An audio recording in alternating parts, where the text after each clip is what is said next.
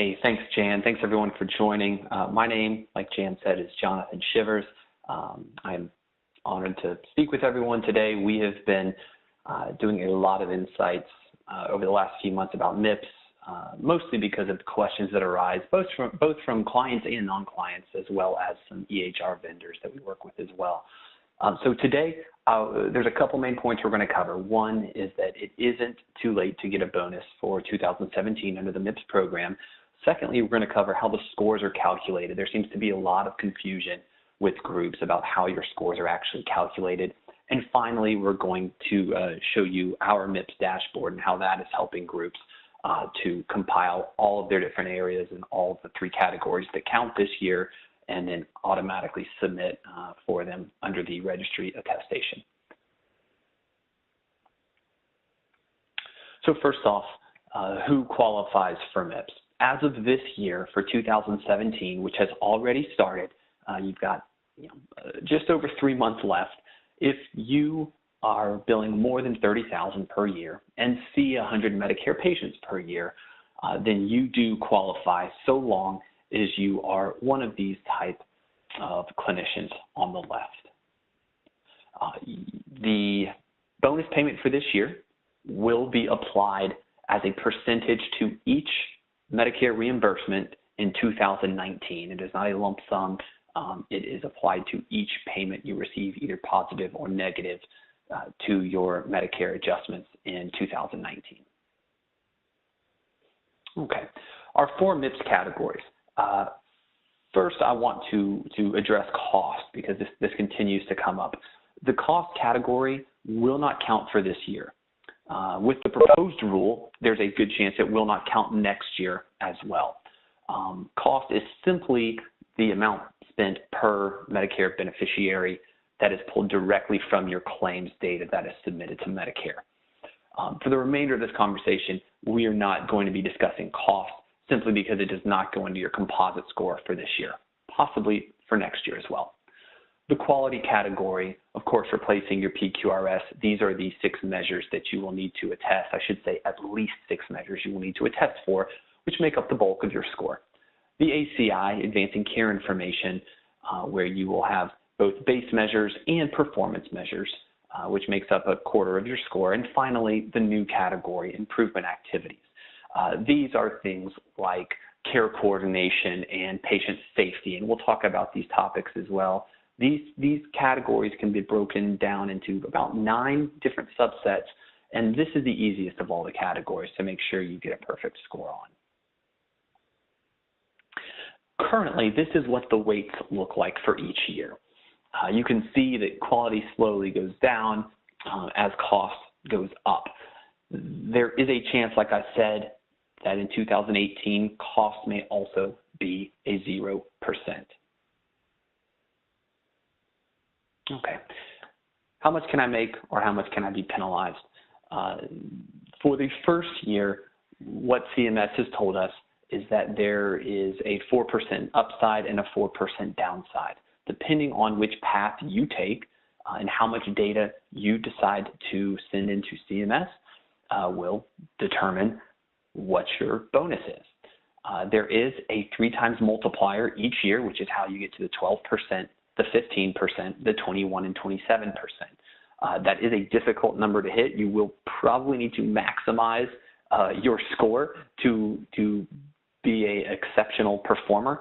But in addition to those percentages, it is important to know that every year CMS has already budgeted an additional $500 million to be doled out to those groups who are considered exceptional performers. And we'll talk about what that means in just a moment.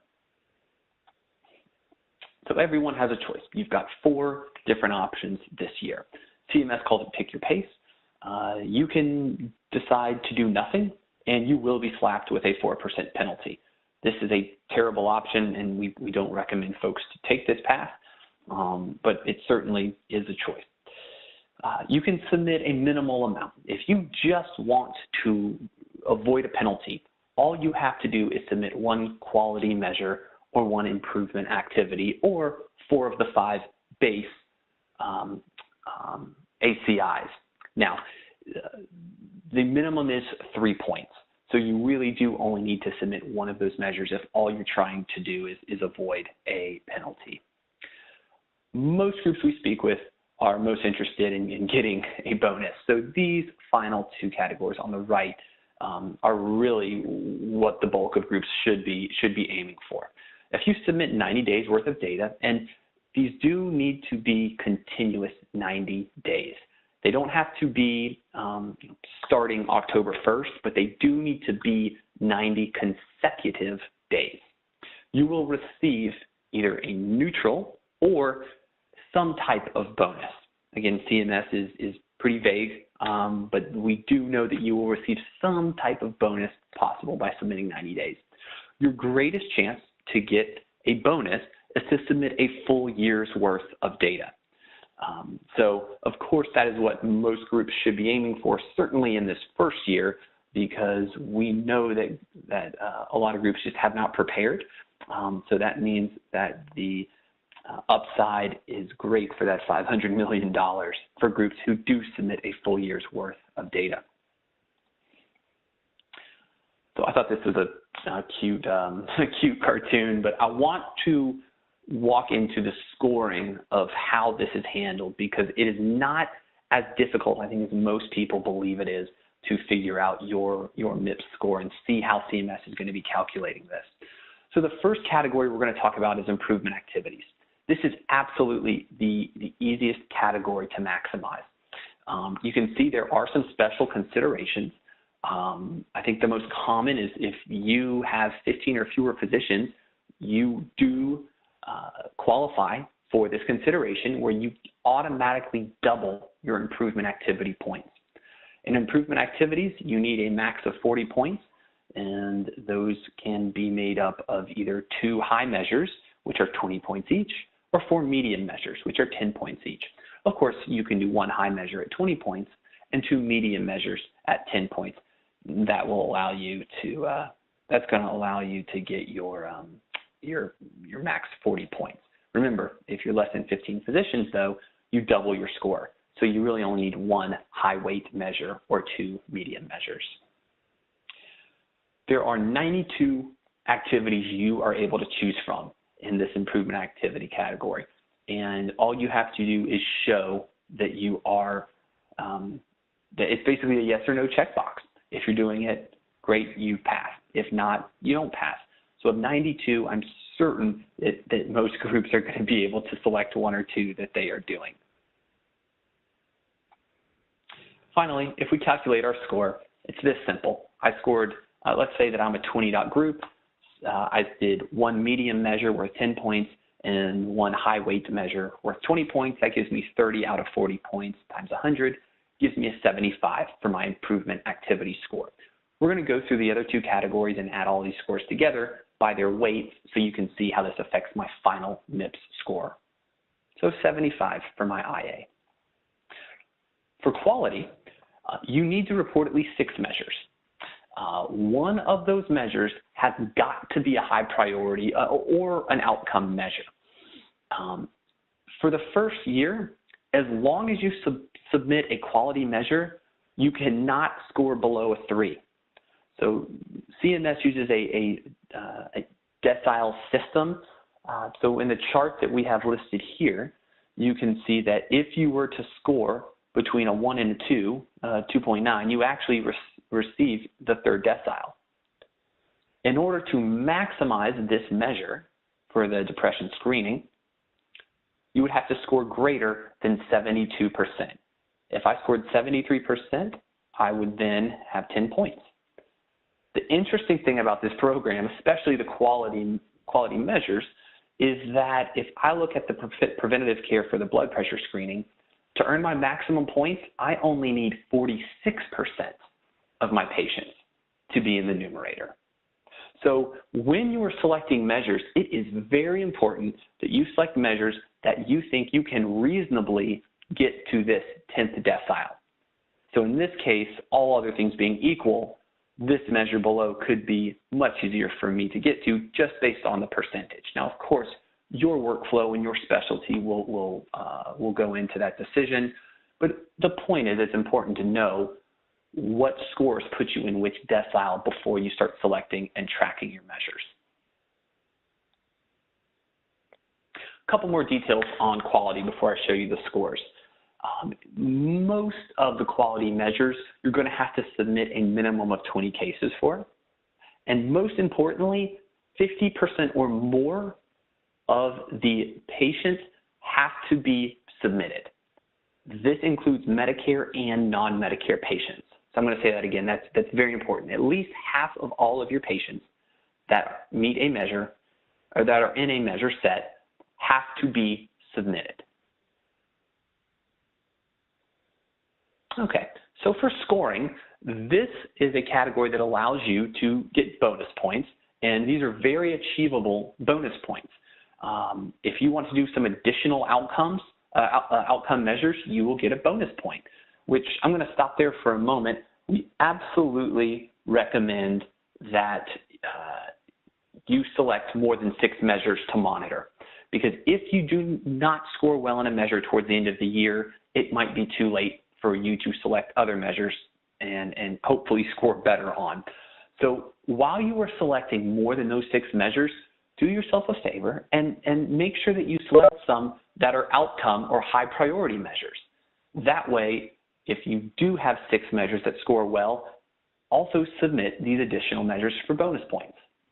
Using a certified EHR system will give you bonus points, and end-to-end electronic reporting through a registry like us would earn you 10% bonus points. So in this case, you take your points, add them to your bonus points, and put them over 60. It's important to know you can't score more than a 60 in this category. If you do, it will cap out at 60. So in our scenario, we've earned 40 points with 2 bonus points. 42 over 60 gives us a 70 for our quality score. Our third and final category that counts this year is our advancing care information, or our ACI. And there's 3 pieces to this category. This is the old meaningful use. If this does look familiar, which I hope it does, is you will have 5 base measures that you must report on, and you just have to have 1 use case in each. So think of a 1 in the numerator, or a yes, no is an easier way to think of it. Your performance points, which you can score a max of 90 in, you will be scored numerator over denominator, just like your quality measures are expressed as a percentage. And finally, you add in your bonus points for this measure. There are 2 ways to get bonus points, as you can see here, either by a clinical registry or through a certified EHR. So this category is pretty flexible on points. You can earn up to 155, but of course, it will cap you out at the 100 max. So in this case, we do our 50 plus our 30 performance, and a bonus gives us a 90 of our ACI, which accounts for 25% of our final score. So we add all of our pieces together. Here's our ACI at 90 times 25%, our quality, and then the first one we did, our improvement activities, multiplied by the weight, gives us our final score, which is a 75, and 75.75. Okay. And it looks like we just had a question come in about, is it too late or not for the 3 times bonus? And no, it is not too late for the 3 times bonus. That's a great question. And if you'd like to speak afterwards about that, I can explain to you how we can go back for an entire year and pull a full year's data out of your EHR so that you can try to go for the 3 times bonus. Good question. Okay. For small and rural practices, there are some exceptions that are being made. If you are less than 15 clinicians, like I said, you are able to get double the points needed in the improvement activities category. There is a proposed rule change. We are waiting until 2 months to get the final decision here in November, but these thresholds would be increased next year in 2018. Instead of $30,000 for the Part B allowables, you would now have to be submitting at least $90,000 in your Medicare Part Bs and see twice as many patients. Instead of 100, now 200. And finally, if you do see complex patients, CMS would like to give bonus points since they know that takes more time and is certainly more difficult. Some of the other rule changes that have been proposed is that this year you can use a 2014 or 2015 certified EHR. Next year, if you do use a 2015 EHR, then you will have a 10% bonus added onto your score. That means you have to use a 2015 EHR for all of your categories, not just some of them. There is a significant hardship exemption on the ACI category. So they are proposing that groups that have 15 or less physicians, if they do not want to submit under the advancing care information category, they can shift that 25% weight and add it to the 60% quality category. Now, keep in mind that would move your quality to an 85% if that were to happen today. With quality coming down next year, it would shift it to a 75%. So it would be extremely high, but you also must show that you have overwhelming barriers to become exempt. Some groups will certainly qualify for this. If you do, you need to be very careful that you understand that 75% are coming from your quality category in those cases. Everyone still has the choice for individual first group reporting. There's been a lot of controversy on this. Only if you were attesting manually did you have to let CMS know already if you were going to be testing by a group. So with our dashboard, you're able to see both your individual and group scores. So you need to think, does it make more sense financially and operationally, really, for your group to attest by individual provider or by group? Okay. The other interesting piece that's being added is virtual groups for next year. And these virtual groups mean different practices and providers from across the country, regardless of specialty, can join together and submit, even if they're under different tax IDs. So the benefit is if a group does not feel like they have the administrative abilities to do well in this program or attest, they will let you latch on to other groups as well. However, remember that a practice can only be in one virtual group. You can't join multiple groups, and they have to be comprised of 2 separate TINs at least. You can have more, but you can't come from the same tax ID. And then finally, you have to let CMS know that you're going to be in a virtual group prior to that reporting year starting. So to be clear, this rule could be approved in November. The next reporting year starts in January 18, which means you have the month of December to decide and let CMS know if you want to be part of a virtual group. Most importantly, your physician scores are going to be made public. So you can go to the Physician Compare website today. The scores are not up, but they will be after the first year. And I think the most important piece of this is here in the bottom right, is that consumers are more than ever going online to check scores of where they shop, where they vacation, who provides services, and this is increasing drastically for providers as well. So if you were to put 2 providers side by side, I know that a MIPS score may not be indicative of how great a provider is, but if you look at through the lens of a consumer, someone who scores a minimum of a 3 and someone who scores in the 80s or 90s, regardless of tenure, it's not going to look as well for that person who is scoring a 3 in the MIPS program. So please keep that in mind. So how do I prepare? I want to show everyone our dashboard really quick. The most important thing to realize is MIPS has bipartisan support, both from Republicans and Democrats. It is not going away. Proposed rules will keep coming. CMS will keep making changes to it. It is not going away. So I would like to show you all our dashboard. So what you're seeing now is something that any group can use regardless of your EHR. We pull the data every night from your EHR based on the measures you select. So in this case, I'm looking at my practice and I can say, great, we have a 67% score currently. Here's my quality score, my cost, which by the way is just a placeholder. This year we are not including it in your composite score, advancing care information and improvement activities. So if I want to see how my practice is doing in quality, I click on that category and here I can see, great, I've got my first measure is blood pressure management. If I want to see how that score is being calculated, here you can see the rules that CMS has in place, which shows how we're calculating your current score. And I can see, great, I've got an 87%. Well, an 87% is actually a very good score for this measure. Just like we were talking about deciles earlier, CMS sets benchmarks for every measure that are different than one another. So in this case, here is my CMS benchmark, and I've already surpassed it, which means an 87 has scored me 10 points, which is my max for quality measures. So for this one measure, I've already maxed it out. As opposed to, let's go down to my antiplatelet therapy. I've got a 96.3, which sounds tremendous. Unfortunately, this benchmark is set at 100% by CMS. Very difficult to hit.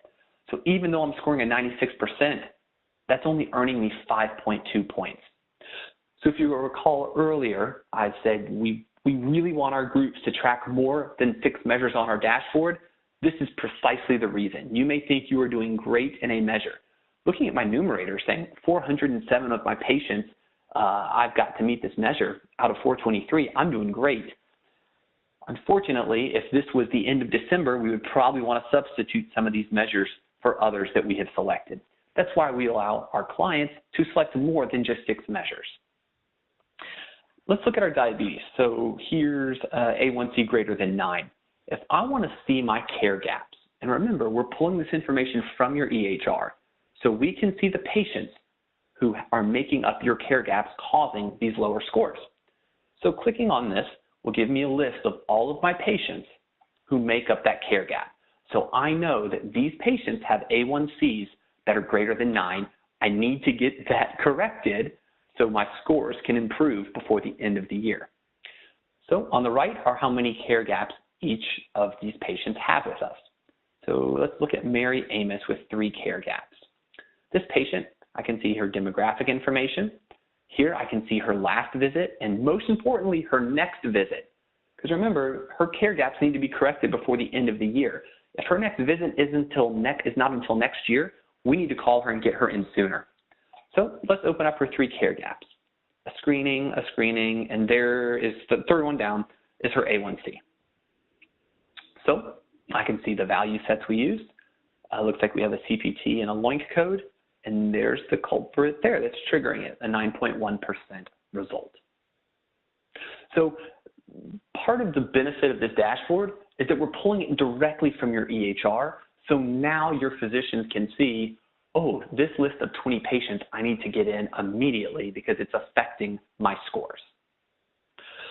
The advancing care information category, or the old meaningful use category, is made up of 5 base measures that everyone has to do. You don't have a choice in your base measures. They are yes or no, or 1 in the numerator if you want to think about it that way. And then your performance measures below that you get to select from. And again, the performance measures are numerators over denominators with your points showing as well. The final category is improvement activities, the easiest of all. You've got 92 to select from, and they are broken down between high weight, which are 20 points, and medium weight, which are 10 points. And again, just like ACI base measures, these are yes or no's. Now, what I've shown you is an overview of the practice level. You also will have the ability to see all of your providers. So here's a list of the providers in my practice. I can see who's doing very well on their MIPS scoring. And if I click on this category header, I can see who's not doing so well. So in this case, this provider, Dr. Ciccarello, I can see his composite score is not so good.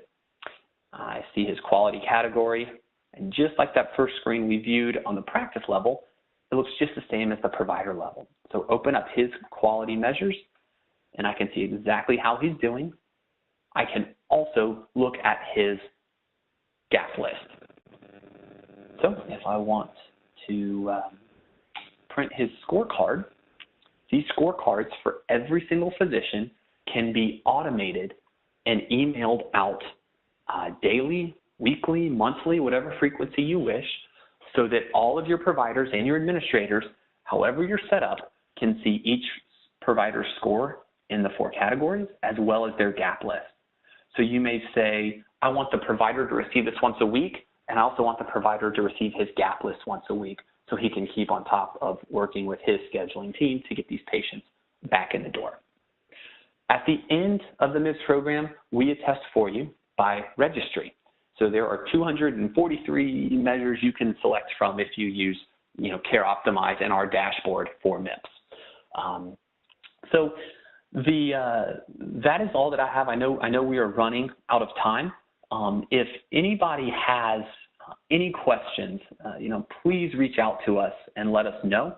I will put my information up on the screen now so you have my contact information.